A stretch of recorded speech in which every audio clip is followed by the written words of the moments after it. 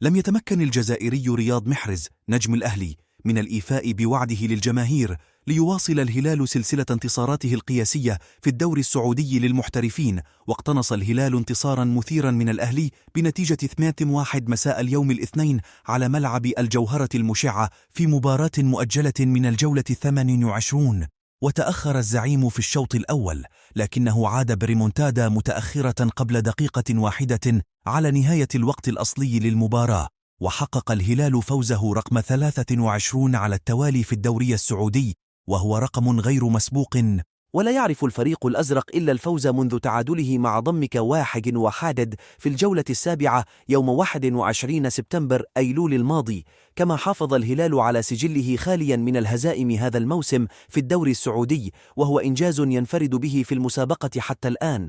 وتمكن الهلال من مواصلة مشواره بنجاح رغم تصريحات محرز التي تعهد فيها بإلحاق أول هزيمة بالزعيم.